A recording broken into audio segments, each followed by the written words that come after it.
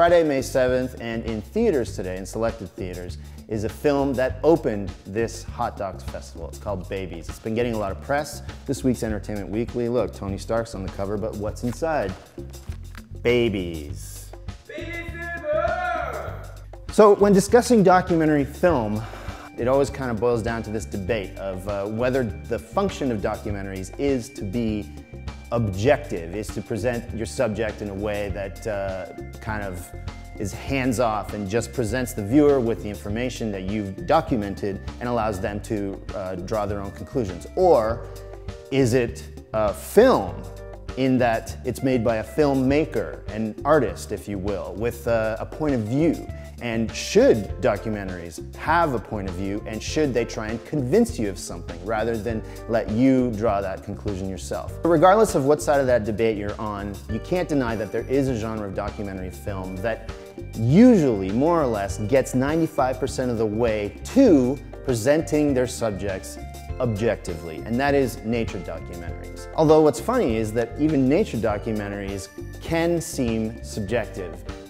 Take, for example, March of the Penguins, which came out a few years ago, and everyone was like, wow, documentary about penguins and how, you know, the family unit of penguin life is blah, blah, blah, blah, blah. Some people read it as a straight up nature documentary that was beautiful to watch. Other people totally kind of seized on it as a film that champions the pro-life movement, which is kind of interesting. Those people convinced that that's what the message of the film was trying to get across. So maybe it doesn't matter if you are 100% objective with your subjects, or if you do kind of let your own opinion drive the film, because people are going to interpret it how they're going to interpret it. Which brings me to Babies. I saw it over a week ago. Fantastic film. Director Thomas Baume,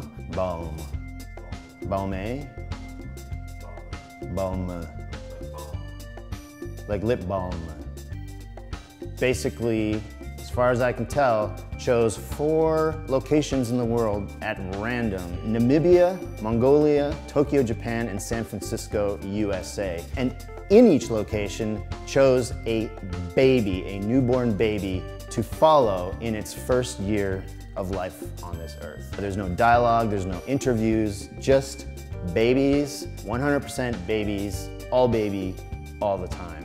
Babies taking their first step, babies crying, babies putting a bunch of dirt in their mouth. Whatever babies do in their first year of life, he tried to capture it. Great film, no denying that. The cinematography was fantastic and cut together really well. What's interesting though is, because I'm kind of cynical and a bit of a dark soul, halfway through this movie, I was looking for an angle. I was like trying to figure out what this guy was trying to say. The way he kind of intercuts the different life experiences and the different stages of development of each baby, I was trying to figure out if there was some sort of comment being made about the difference in cultures and you know, how impoverished families in Africa raise their babies with seemingly, to our Western eyes, little regard for their safety, versus babies in San Francisco that maybe are coddled a little bit too much. What is this guy trying to say? Is he trying to get a reaction out of me? Is he trying to be like,